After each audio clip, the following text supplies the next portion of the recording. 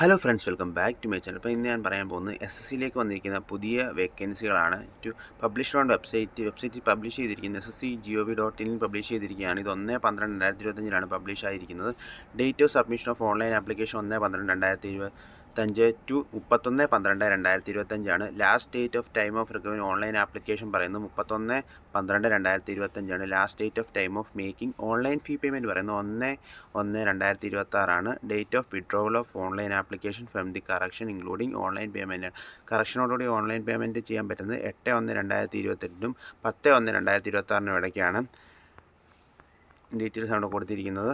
അപ്പം ഇതിൻ്റെ വേക്കൻസി വന്നിരിക്കുന്നത് കേരളത്തിന് വേക്കൻസികൾ വന്നിട്ടുണ്ട്. അപ്പോൾ ഇതിൻ്റെ വെബ്സൈറ്റിൽ കയറി നോക്കി ഇതിൻ്റെ നോട്ടിഫിക്കേഷൻ കാണാവുന്നതാണ്. https://ssc.gov.in വെബ്സൈറ്റിലാണ് പബ്ലിഷ് ചെയ്തിരിക്കുന്നത്. ഇതിൻ്റെ പേയ്മെൻറ്റ് സ്കെയിൽ പറയുന്നത് 21,700 മുതൽ 69,100 രൂപയാണ് പേയ്മെൻറ്റ് പറയുന്നത്. വേക്കൻസീസാണ് ഇവിടെ വന്നിരിക്കുന്നത്.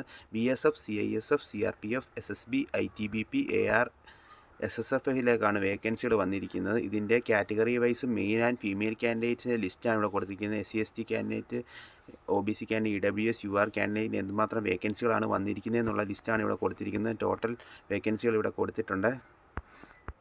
അപ്പം നമ്മൾ നോക്കുകയാണെങ്കിൽ ഏകദേശം നല്ലപോലെ വേക്കൻസികൾ വന്നിട്ടുണ്ട്. അപ്പം അപേക്ഷിക്കാൻ നല്ല വേക്കൻസിയാണ്.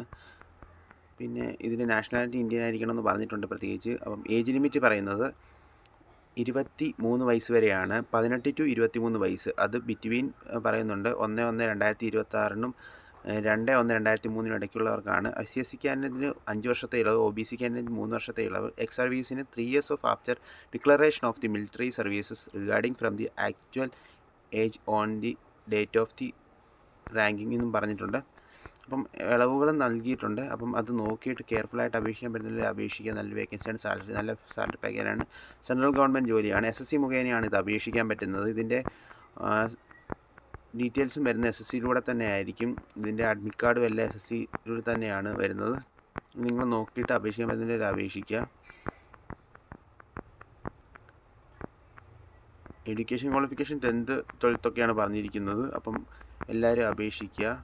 ഇതിന് NCC കാൻഡിഡേറ്റിന് പെർസെൻറ്റേജ് ഓഫ് മാർക്ക് കൂടുന്നുണ്ട്. A certificate, B certificate, C സർട്ടിഫിക്കറ്റിൽ 5% of maximum mark the examination mark ഇളവ് നൽകുന്നതാണ്. എങ്ങനെ അപേക്ഷിക്കണം എന്നുള്ള ഡീറ്റെയിൽസാണ് ഇവിടെ കൊടുത്തിരിക്കുന്നത്. ഓൺലൈൻ മുഖേന അപേക്ഷിക്കാൻ പറ്റുന്നില്ല അപേക്ഷിക്കുക. ഫീ പേയ്മെൻറ്റ് ചെയ്യുക.